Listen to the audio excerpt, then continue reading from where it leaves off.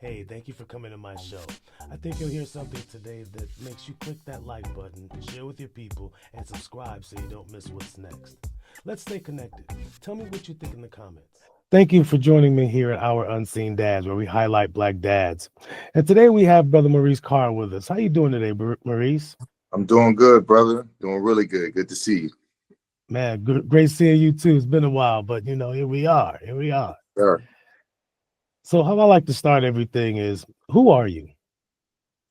Man, I've been wondering that every day. I wonder that on some level every day to keep my life, to have my life still enriched. But if I just go honest, man, honest off the top of the dome, I am a creative, and I'm an artist. I am a rhythm-rooted person, which is why I'm a percussionist. I'm a storyteller. So I'm a storyteller who loves to express his stories through rhythm, like percussion, and through film, the film medium, whether it's writing, directing, acting. A music producer. I'm a dad. I'm a friend. Though my mom, bless her soul, is not here in physical form with us right now, I'm still a son, grandson, a nephew. But I like to think that I'm a good, loyal person. That's what I like to think, right? But I'm also a human who has his own story and his own traumas and his own issues. So working through that every day. But such is the yin and yang of life. So there you go. Yeah, for sure, brother, for sure. Who was your dad? Oh, well, my dad was born in Waco, Texas. He started out as a football player when he was young in his youth. He was a pretty popular football player in Texas. So needless to say, he was fairly popular with the ladies. And started early with, how can we say, planting his seeds in multiple different directions. But then I think he eventually became a phys ed teacher, physical education teacher. And, post his football, because I want to say he played in college. He played in high school or college. I don't think he played in college. I think he played in high school, but it was pretty popular. High school or college, that I can't remember. But he ended up going into the service. He went into the Navy, and then he got discharged. I don't know the details, and as I sit here and reflect upon the history of my family, my parents, I'm like, wow, man, there's a lot I don't know. There's a lot of general stuff that I heard that I don't know, because I was semi-close to my father. So there's things that I know, there's a lot I don't know. I do know he went to the Navy. I think it was dishonorable discharge because of some form of mental issues, or he got injured, something of that nature. But he was in the Navy for a little bit because he's a veteran. And then he got discharged, and I think he worked in schools as a physical education. And then once he met my mother, he got involved in the school that my mother started for mentally disadvantaged kids on the south side of Chicago. The school's called Marglo. So my name is Maurice, Maurice. They took the first three letters of his name, Mar, dash my mother's first name, Gloria, Glow, Marglo. And so it's a known. My mom mainly started it though. My dad was there, but my mom was mainly the main person who spearheaded it, along with her sister, my aunt, who got the funding for it. And my dad was there for a minute until he separated from my mom. So hopefully I'm not answering your questions too long-winded. No, brother, it's all about you. Yeah. Not at all. Not at all.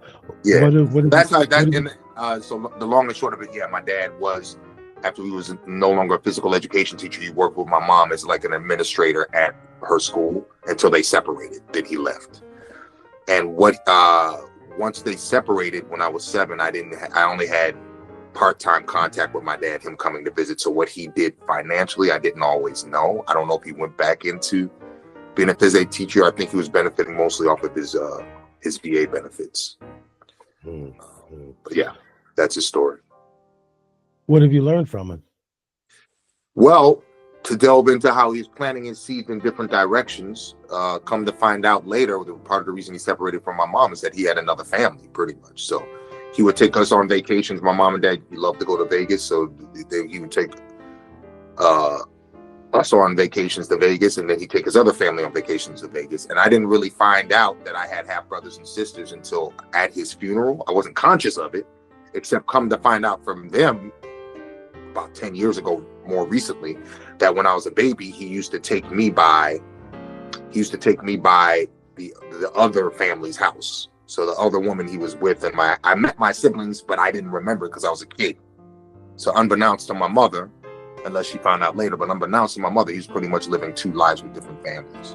So what I learned is maybe my sense of loyalty, I kind of feel bad saying this, but my sense of loyalty comes from not being that guy. Like, it's developed a sense of loyalty where, like, I'm not going to cheat on my wife. I don't believe in I'm very much against adultery. I'm very much about loyalty. But that's more of a negative context. If I think in a positive context, I did have great conversations with my dad when he came to visit me. And I don't have any conscious memories of something that he specifically said to me that resonates. Because I think I am still dealing with some resentment and some issues towards him, but if I do take it to a positive place, I do have some fond memories of conversations we had when he'd take me and we'd go to the movies. He'd come, during my parents' separation, he'd come and pick me up and visit me every once in a while. So I have fond memories of our conversations. And I think my dad was a hot-headed cat. Like, he was very reactionary. I remember on a vacation, we were at Universal Studios and some guy sitting behind us, some white dude sitting behind us said something. The next thing I know, my dad is reaching over and like grabbing this dude. Or we went on a road trip more recently, it was more in the 90s, the latter years right before his death. And for some reason, I guess I had a heat stroke or something. I fainted in the bathroom and I wake up and a guy trying to help me, my dad's trying to beat his ass. So my dad was a hot-headed reactionary guy. I say all that to say that when I talked to my dad, I got the opposite. He was a highly intelligent, insightful person who I enjoyed having conversations with. So I tend to think I got some of my hot-headedness and liking to talk and being and some of my insight through him.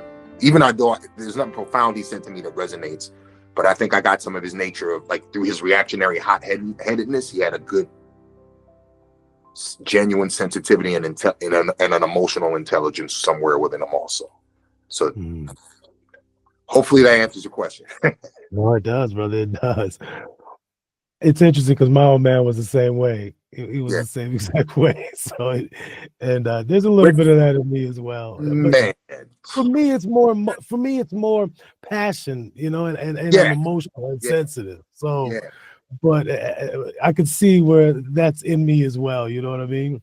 Do we want to keep the language cool, respectfully? I'm in your house here, so do we want to keep the language cool? Because I was gonna say something, then I stopped myself. So yeah, well, you could do the language however you want, man. Because okay. I was gonna say my dad was quick to jump on a nigga's ass. Yeah. My dad. Yeah, go ahead.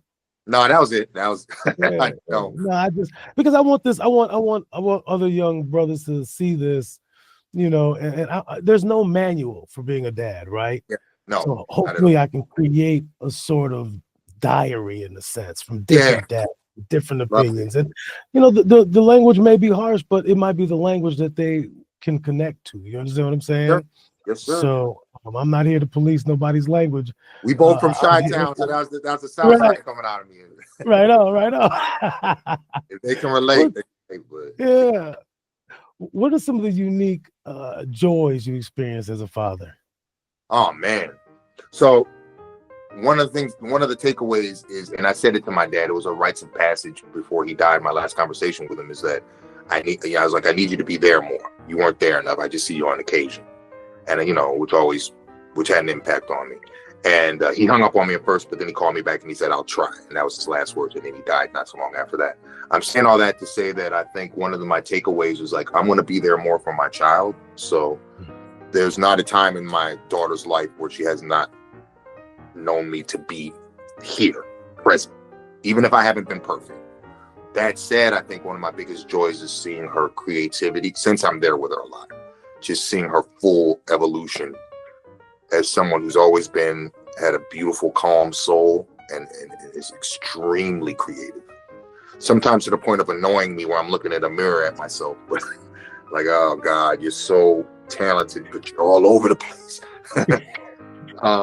But yeah, one of the biggest joys is just watching her evolve creatively, find out who she, and just her, not even just creatively, just her finding out what, speak about that reactionary fire, you know, like, I do think that that's genetic somewhat, you know, and so things that we're passionate about, we feel that, right? Yeah. And so just seeing that evolve in her, like seeing the things that piss her off, that's not right, that's unfair, and just how intelligently she speaks about that. And just having certain conversations with her is just talking with her, our talks, you know. Yeah. So how about playing with her? Oh man. Wow. And it doesn't surprise me, man, because she started out, you know, wanted to express it through dance. And then she said she always wanted to play bass. So since I got her that first bass, she's been, you know, she feels it. She's for real with it. This is the first time now, though, that we're starting. And, you know, she sat in with my band that I play with in New York a couple of times. But just seeing her evolution with that. And now, like, okay, my daughter and I are somewhat of a rhythm section. You know, I kind of didn't want to touch that. I'm like, okay, yeah, that's so obvious.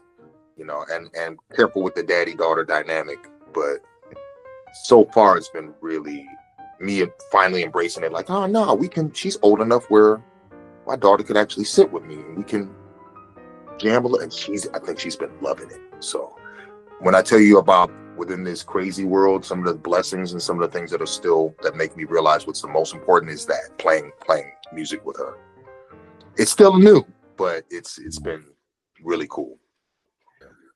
What advice would you give to other Black dads navigating fatherhood in today's world? Man, I love your questions, man. I love these questions. That's why I'm so excited to do this. Thank you, brother. I love these questions because I can't just answer them in one shot. You gotta. Right. Oh man, advice. One of the main things is what you said. There's no manual. Be more patient with yourself about your fuck ups. Now, when I say that, you don't want to make toxic fuck ups, because the more toxic your mess ups, the harder it is to come back from that. If you weren't in your kid's life for X amount of years, that's a harder mountain to climb.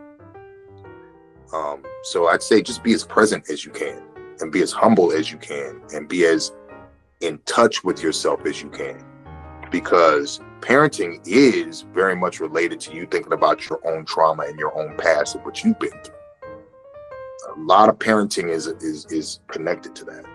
So if you're not in touch with your own trauma generationally, your own generational trauma, if you're not in touch with therapy, is a good thing if you have somebody you trust and you're ready for it and you're committed to therapy. A lot of people are getting therapy and still lying.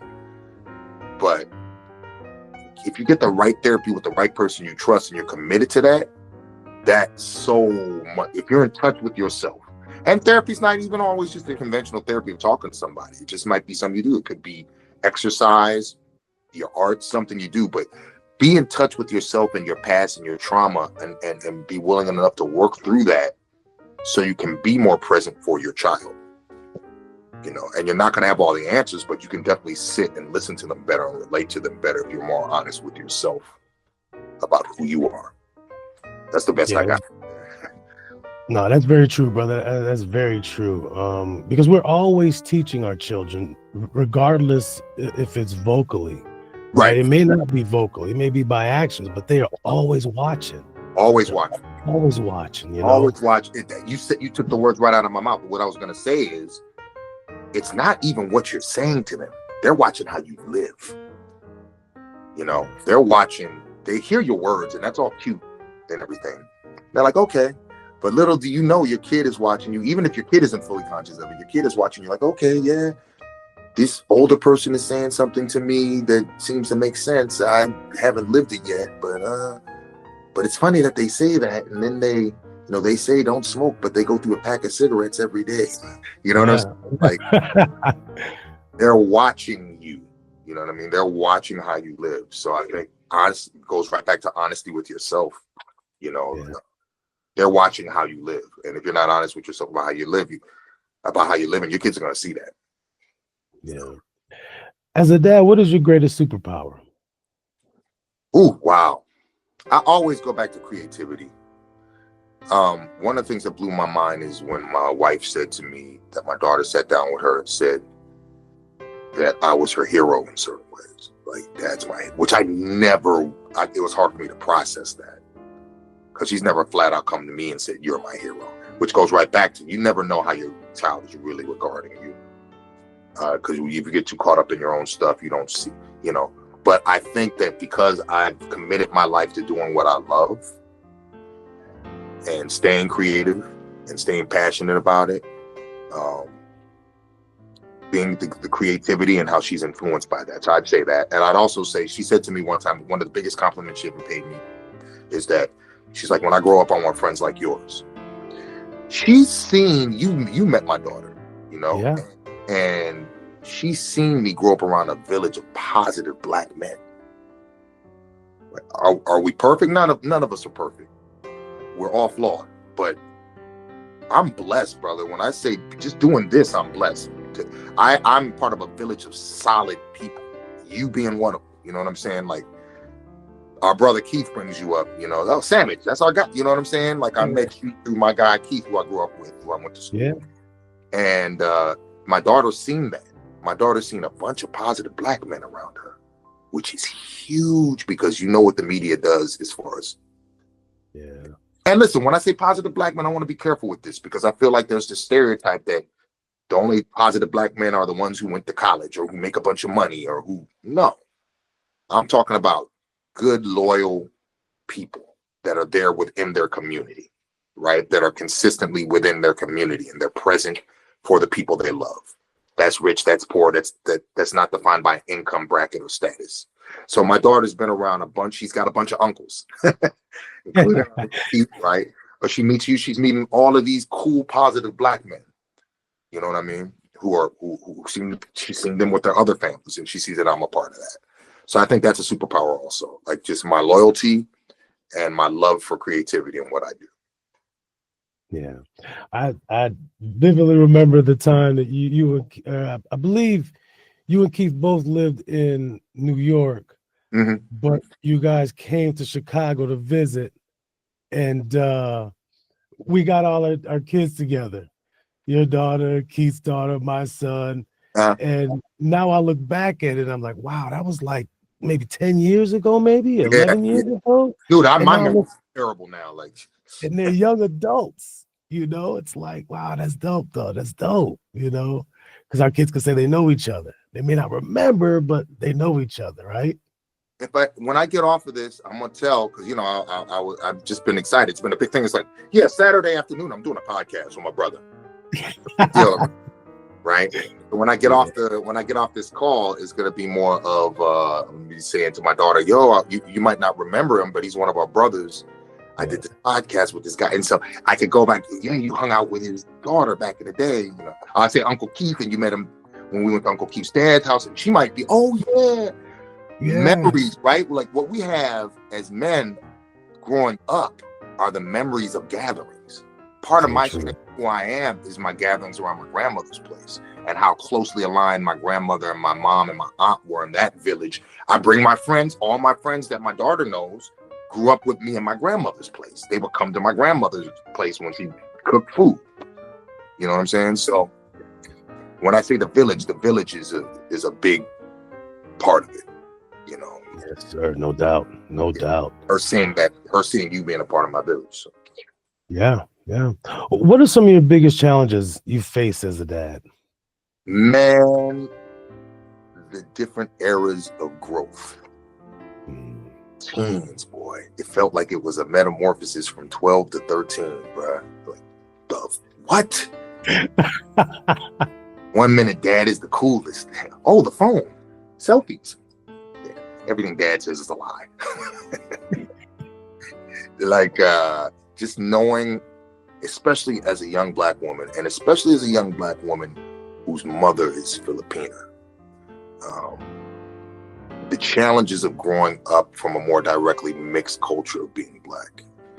So I'm blessed because there hasn't been a problem with that. Her consciousness is, sometimes she blows my mind and teaches me things with some of the things she says. But yeah, the biggest challenge is just as far as maybe being able to connect, especially in this era of social media, being able to connect with what she might be going through and what her challenges are, her silent challenges that she can't necessarily come and talk to me about. Sometimes addressing that, right? Like, I'm not going to know what it's like to be her. Especially, like, for instance, during the quarantine, lockdown, they call it, during the quarantine, like, that has more of a rough effect that I don't think that I can understand, so some of my expectations of what I want from her, I still might not understand how certain things like that and growing up in this era have impacted her. So relating in that way can feel like relating to a teen and then relating to somebody who's hitting their early 20s. She's 19, so she's on the cusp of becoming 20. So relating to a young Black woman who's going through that in this day and age. I want to take it back a little bit to something you said, because it sort of ties in with this. You said earlier that she had told your wife that you were her hero. And so I'm wondering how many conversations like that have happened where instead of telling you directly, she tells your wife and then it comes back to you. I think that where she's told my wife and it comes back to me, or she's come to me directly. For example, when she said to your wife, Dad's my hero. She as never a musician, musically, I've been her hero musically. Yeah, she never said that to you, but she said that to your wife, right? Yeah. How many times has that happened? Oh, that's a good question. Something of that nature. Not, I mean, here and there, not frequently, because I think there's certain ways, to the point of speaking of raising a young woman, being the daddy of a daughter is a whole different thing right there. Oh, I know it is, bro. And there's certain ways that she can speak to my wife, Makai, more easily than she could speak to me. You know what I mean? There's certain ways in which I understand, there's certain ways that you and I as Black men, there's certain things that we don't have to, even if we voice it, we were already thinking it before we voiced it, right? Yeah.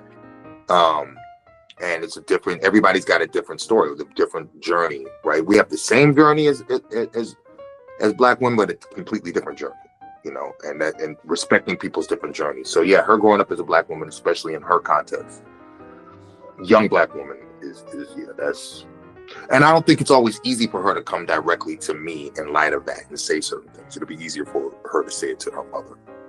Yeah. But then there's some things that she can come to me and speak about racially that with all due, and where I love her mother is so respectful of that. Always has been in the entire history of our relationship.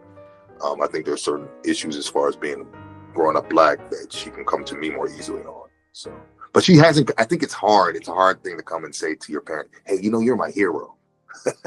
Yeah. I don't know. No doubt. That's awesome stuff. Not that. Yeah. How do you maintain a strong connection with your daughter? It takes regular effort. Yeah. And the main word that just came to my mind is intention. You have to be intentional about it. Meaning that if too much time goes by with you just going through your everyday motions and you haven't intentionally thought to yourself, if I don't ask her how she's doing, it's not like she's just going to come and tell me. So in light of what I just said, there's certain things she's not going to come and tell me. You have to take the initiative, even sometimes when it's uncomfortable, be like, yo, you all right? What's up, you good? And even this age, they shut up more. But if you're like, okay, well, when you're ready to talk to me, and just be more consistent about it and just be more present. And if they're not going to talk to you, it's good to do something with them. Even if it's like, oh, let's go to the store and I'll get you some snacks. You know what I mean? Just some form of presence for them to feel comfortable to know that you're there. Yeah. How do you envision the future of Black fatherhood and what changes you would like to see in society to better support Black fathers and families? Um, I think that um, oof, that is oof, that is a hell of a question. Wow. Um,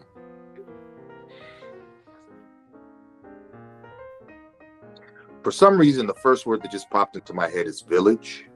Mm. When the village is intact. So I feel that our strength as Black people surviving in this country and around the world, we come from the village. African Americans, whatever you want to call them. You want to call them African Americans, you want people of African descent, whatever you want to call us. Black, we all have African ancestry. Some people try to play that down, but African ancestry is where we start from, and in the roots of our culture is the village. I think once the village is taken away, that messes up everything. Like I told you, it was strength for Say to grow up around me and seeing all my village of all these positive Black folks, Black men and women. So I feel that the hope for Black dads is being connected to the village, more of a village mentality. I think consciousness of mental health is huge and has been grossly underrated. So it goes back to knowing our history and our roots and staying intact with that and being in touch with our mental health and our physical health and our spiritual health. And instead of being out here just grinding all the time, being more connected to our village and our history and our roots and having more faith in our community, because that's our strength, especially in this dark, twisted matrix now. But for more, the way they say Black people don't like to stick together is a lie, because we wouldn't still be here. The village has always carried us through the worst of times. So it's so traumatic for other people, and we have our trauma. Don't get me wrong, but it's so terrible for other people. It's like, yeah, well, we survived through that, And I think that Black men need, if they maintain that consciousness, some connection to their history, who they are, their mental and spiritual health, their village, that in turn helps them as fathers. You need somebody that you can trust to even say to you, you know what? I think I made a mistake here. Do you have some advice for me, or vice versa? You need to be able to talk to your fellow people around you. You can't, people like to think they're an island, but you can't handle everything by yourself. Even those people who say they do, they have some form of village around them. So the village, that's to break that down. Yeah. And hopefully, I'm up here so worried that I'm not answering these questions thoroughly enough, bro. Brother, you answered them perfectly. Come on now, like this. Thank This is this is your thought, man. This is Okay. Reese's thought. You know what I mean? But I love these questions, man. Nobody can argue. Yeah. No, your answers are right on, man. They're right on. I promise you. How do you discuss race and identity with your daughter? Ooh, damn. One good one after the other. One of the critical things, especially when you're in an interracial relationship, and I really want to put emphasis on this. I think in this country, things have been so smoothed over because the brainwash is so deep. Oh, we're all just human, and this stuff happened a long time ago. Even when different races get together, they don't respect each other's cultural history is critical. It's crucial. Part of my criteria for who I get with is somebody who appreciates history. I'm not saying I'm a historian. I'm ignorant about a lot, but one of my main mentors and heroes, Malcolm X, reading the autobiography of Malcolm X changed my life. And what it put in place for me is that whoever I get with has to respect history. So the mother of my child was completely respectful to that, right? We're completely respectful to each other's cultures. And I think a lot of people you got a lot of couples out there that they might downplay that. Just because certain interracial couples have had a child, they're still not respectful of one another's cultures. People think just because you sleep with someone and have a child with them that you don't have certain prejudice or racism. You do. So my long-winded way of answering your question is, if I didn't have the partner I had, it would be a lot harder to instill these things within our child. I think it's us working as partners. We never, even when she was young, we told her right away, there's racism out there, right? Because if you have one partner who believes there's racism out there and the other partner's like, no, then you're confusing your kid. And inevitably, they're going to go out there and learn it their own way, but it would be better if they had more of a support system. I think because my wife and I were always really honest with her about racism and about what she has to deal with out there, and always emphasized teaching some form of history in light of that. Our daughter was like, oh, when she went into school, because we used to live in suburban Jersey, and you know you're going to run into racism. She went to a transfiguration school in suburban Jersey. Oh my gosh, the racism is just waiting. And as Dave Chappelle would say, the racism out there can be mwah. Just crackling, just waiting. It's like, nigger is lurking. It's in the thoughts. And when my daughter, she didn't tell us right away, but she told me after the fact, people used to yank at her hair and flat out say like nigger to her. And you know, I think she was able, it wasn't as shocking and traumatic to her because we kind of got her ready for that, right? And we taught her history to the point where she'd ask certain questions in class whenever the teacher was lying to her. You know, and she'd come back and talk to us about that. So yeah, I think you need both parents need to be committed to learning about history. I'm still blows my mind how much I don't know, right? But and just constant conversations with your child about history. Ask them questions. My daughter's educated me on certain things. And the youth out there, be open to the youth educating you too. I didn't know about Juneteenth before quarantine.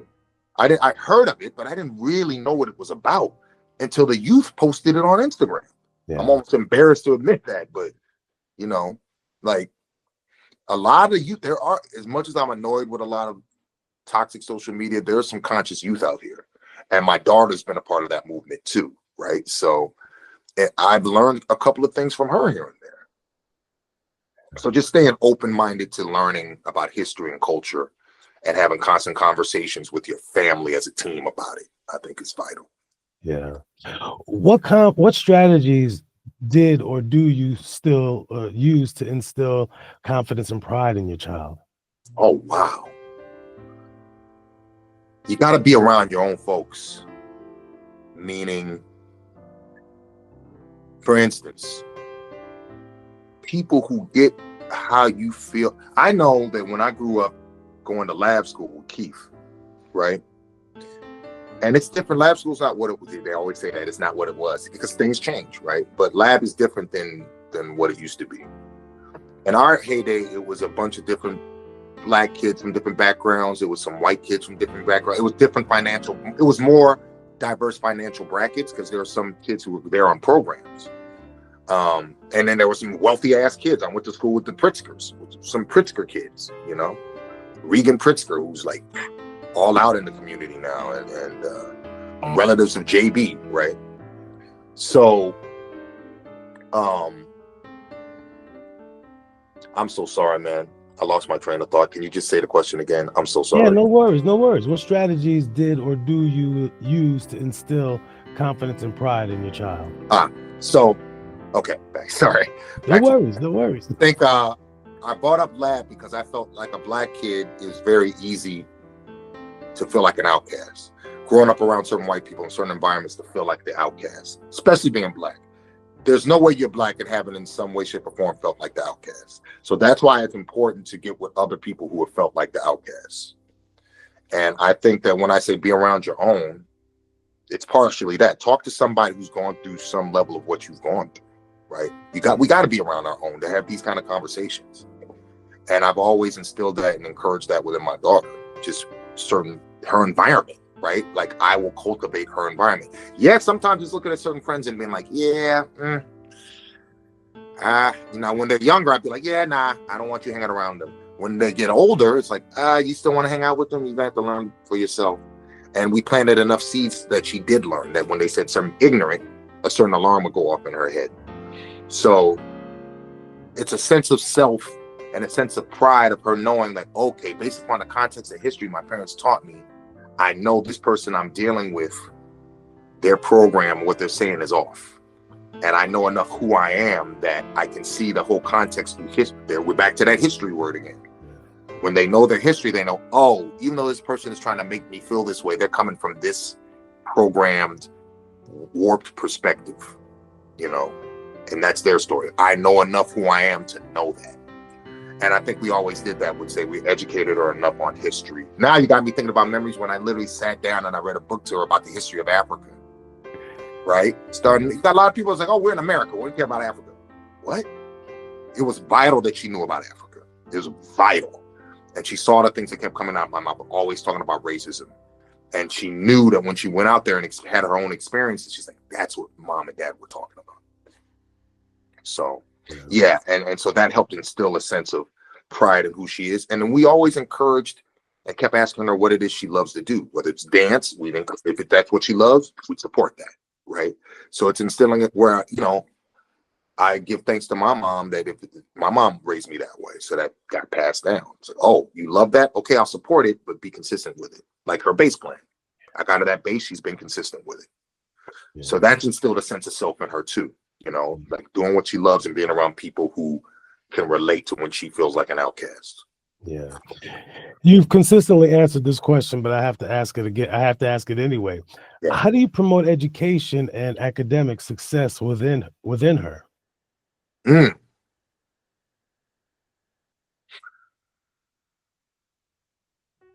Her schooling,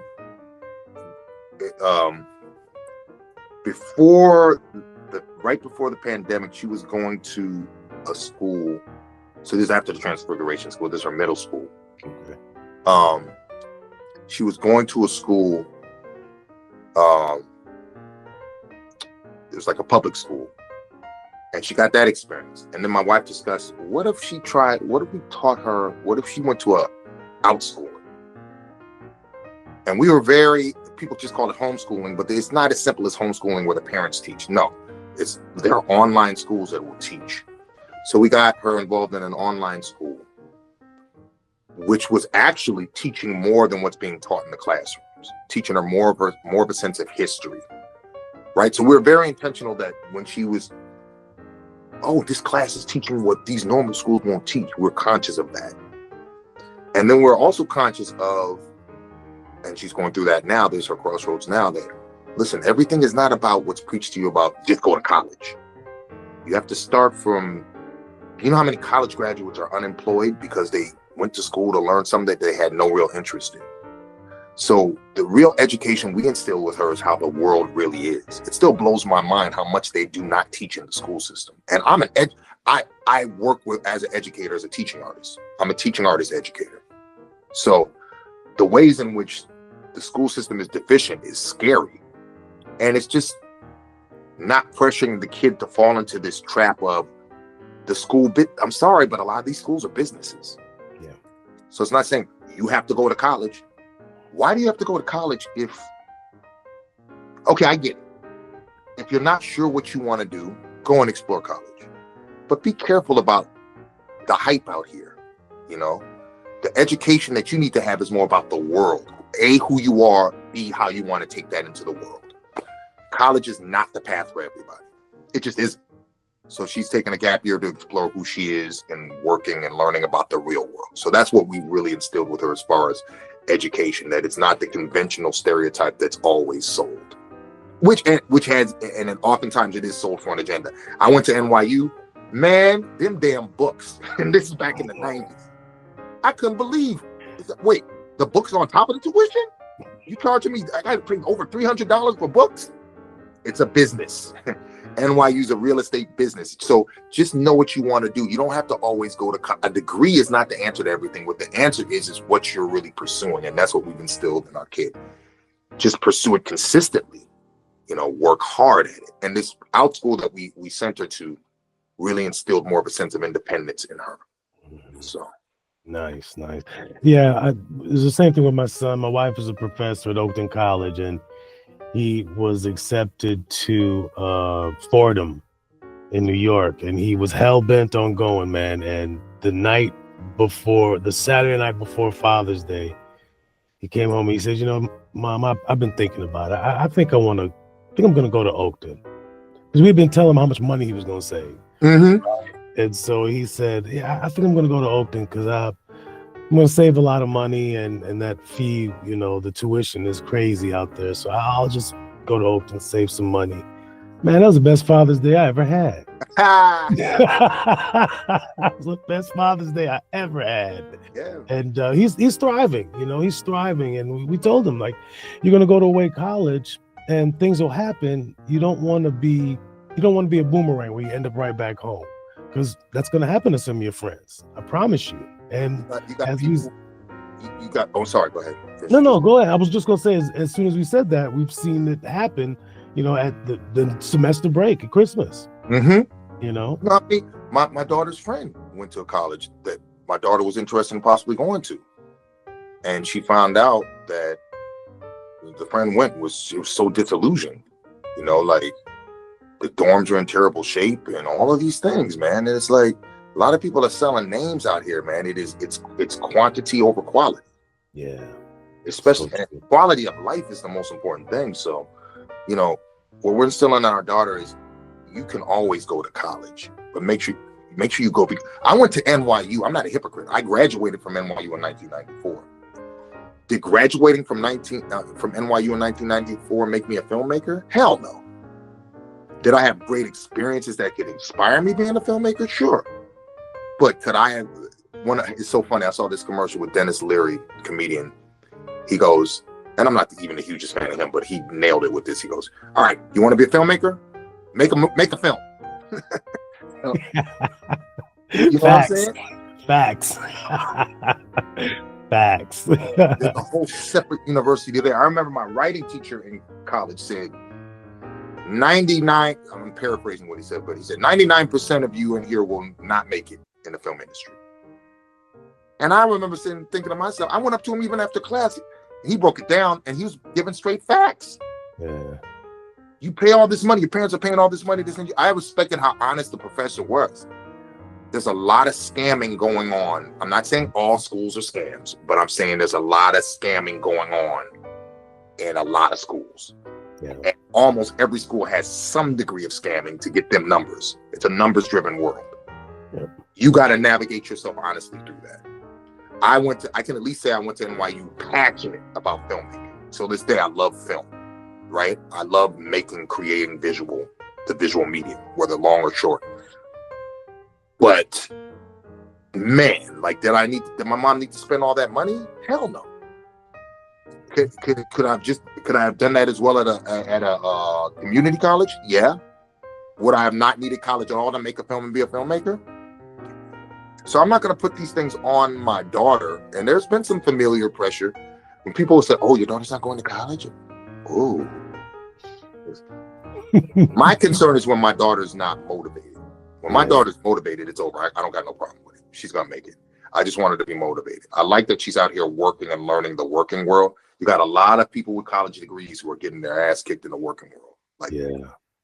And a whole bunch of that money was spent. So the whole point is I'm not saying don't go to college or go to college. I'm saying know what you want first and then take it from there. Don't fall into the trap. You asked me about challenges. One of the challenges definitely is just in light of me trying to even navigate my own life in my midlife crisis now. Restarting out who I am. Having her every time. I'll put it to you this way.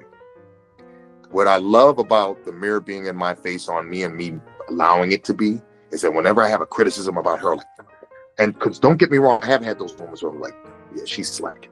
This kid is slacking, blah, blah, blah. But then the mirror's back. I think, okay, what are you doing? But what I'm doing is always in connection to what it's never just me looking at her and judging her. Even if it is, it always comes back to me. Like, okay, parent. Like, I think there needs to be more accountabilities as parents. As far as our own self-connection, So, yeah, I do. My whole thing with her is just whatever you're going to do, be consistent. Be persistent and be consistent. You love this bass, you want to play it. The reason that I'm having faith is that she's been consistent ever since I got that bass for her. But be realistic. Think more industrious. Okay, you're going to start your YouTube channel? You can do that. Think about how you're going to get out here and elevate yourself with that, because it's a tough world up here for artists. It's tough. It's all great, we're creative and everything, but this world doesn't care about that. Can you entertain me? Okay, fuck off, whatever. You have to find different avenues. You have to persistent and consistent. So I'm trying to instill that in her, a big part of her education, just life lessons during her gap year. Yeah, Persistent and consistent. I like that. I like that. What community resources or support networks have you found helpful in your journey as a Black father? Oh man. Well, like I said, my village Yeah. thing, right? My brother, I'm so happy that this is so dope that you're doing this, man. It doesn't shock me, but it shocked me because I didn't really know you were doing this. So this type of thing is huge. And my connection with my brothers. You know, when my mom passed, I had my brother right there to help me with some details. Like, oh man, this funeral home would be great. You know, these certain things. So what helps me stand strong is my community. Self-care is a huge thing. Self-care. So I said therapy already. Exercise, more consciousness about diet, just taking care of myself, mental decompression. When my weekend comes, my weekend is for me. I don't have to look at the phone if I don't want to. You know, anything decompress. Even the thoughts that scare me is at least breathing, exhaling, honestly facing the thoughts, and then realize, okay, it's not the end of the world. You dictate how your day is going to be. Meditate. You're going to work things out. Things of this nature. You know what I mean? I think that we live in such a grind-like society that we don't give ourselves time to slow down and present. You know, so I think that's a huge one. Mentorship is huge. It's funny because now you got me thinking as far as like, even as a dad, one of the things I probably would desire are more mentors. I would like to have older souls that could give me more advice. I feel like I would like more of that as my support system.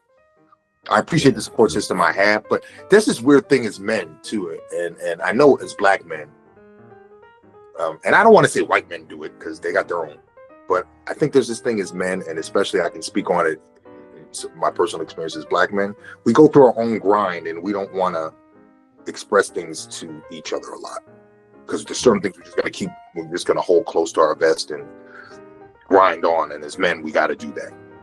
And I think it's funny. I had the brother who I studied with, who's a great jiu-jitsu. I just started jiu-jitsu 4 months ago. Okay. So the cat that I trained with, he's a beautiful cat, man. And we had a conversation, and he was saying to me, "Yo, man, we need to just get together to be able to just honestly talk as Black men and share that platform. So don't be surprised if I'm calling you up, Lionel. I'm like, come on, brother, come through for brunch. I want you to meet these brothers." You know? Oh, good, man. That's what we're here to do. And just to be able to talk to each other honestly about what we're going through. Keith is probably one of the few, that brother, man, who I grew up with, who's still based in New York. He's one of the few people I can talk to honestly about stuff, you know. But being able to call up one of your brothers and say, "Yo, man, I'm going through this thing, bro, and I don't feel like I'm the strongest right now." You know, we're somehow programmed. I want to hear your take on it, but I feel like we're somehow programmed that we're not supposed to do that. I know my dad, generations before, like my dad, now unbeknownst to me, maybe he did have some friends he could do that with, but right. I know that it's conditioned with us, like, yo, keep certain things to yourself as a man and don't say that you're feeling vulnerable.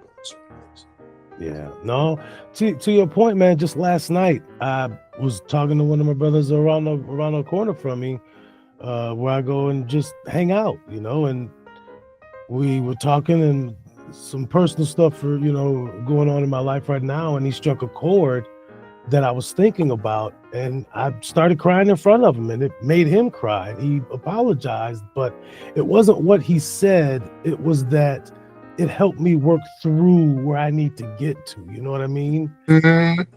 And it happened. And I'm not one I'm not scared to show my emotions in front of other men or women or what have you. For me, it's natural. I'm a man. It doesn't make me feel any way. Me too. Yeah. I try to stay vulnerable and truthful in everything I do. And so, you know, it made me really emotional, and tears coming down, but it was good for me because those were healing tears, you know? And so to your point, we should be able to do that with our brothers without even thinking about it, you know? Exactly. And it's been just like so many other things have been programmed within us, within the society. Yeah, man, the very things that we really truly need, more than money, more than status, more than all this other bullshit, that's what we need. We need that cathartic presence. Man, we're all gonna die. I remember my mom said, I want to be giving my granddaughter X amount of dollars every week or something. I was like, Mom, you don't got to do that. She goes, listen, I'm paraphrasing what you said, but she goes, listen, I'm close to the end of my life. It's just going to be paper. You know, it's just going to be paper. Like, what's the point of this if it's not going towards, you know? Now, my mom would say that and then turn around. Sometimes and be like, oh, no, I can't. So, but she was genuine in that moment. I understand what she was saying. She was genuine in that moment. You know what I mean? Yeah. That's why it resonated with me to the point where I'm bringing that back up to you, man. Like, what? Yeah. It's that cathartic moment you had that matters. Yeah. It's a support system that matters. That people use money to get that. You got a lot of wealthy people that wish they had more people they could talk to whom they trusted. It's very true. It's very true. Will the stigma of Black dads not being involved ever disappear? Did I ever disappear? No. Will the stigma of Black dads not being involved ever disappear? Oh, wow. Wow. Your questions are making my brain do push-ups, bro. Love it. God, man. Who? I'm answering that question in two ways, two dimensions.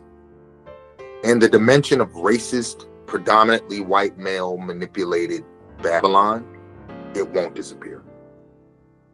The same way certain people will go to their grave being racist, whether they want to admit it or not. The only people that won't go to their graves being flat out racist are the ones trying to confront their racism. Thankfully, you got a lot more white people out here than it may be portrayed trying to confront their racism, because they all have different levels of it. But within the racist minds of society, that stigma will never disappear. I think in the other dimension, outside of the media world, it is disappearing. I think what I do like about technology in this era, as toxic as it can be, but what I do like about this era is that you can have shows like this, podcasts like this. Like I said, I learned about Juneteenth on Instagram. I learned more about Juneteenth on Instagram and the real history of what it is. So I think in our dynamic, I think in our world, I think in our environment, in our community, in our village, bringing it back to that stigma is being challenged more, which is the very reason you have this podcast. My daughter, has not grown up knowing about a lot of non-present. Most of the Black men my daughter has seen since she was a baby are there with their families. She's seen my village of brothers. She's seen my band of brothers. You being one of them. Yeah. That's what she's come up around. Even if she doesn't remember you like that, she was around you. Yep. Your son was running around. You know what I'm saying? So we got that history, bro. Like what I talk about a lot with my guys is that, man, this isn't common to have a band of brothers who've known each other for 30 years or more, came up with each other and they're still tight like this and just watching each other's kids grow. And I can say that even with my band members. My band members, we've all seen each other's kids grow. That's when I say a blessing, that's part of what I'm talking about. When you ask me, how are you doing? And I say I'm blessed in this crazy world, that is a blessing that'll take me through the darkest of times, you know? So yeah, that, like, you know, your brotherhood and your community is key, is everything. Thanks for watching. I hope you enjoyed the show. Please like, share, and subscribe. Until next time, let's stay connected.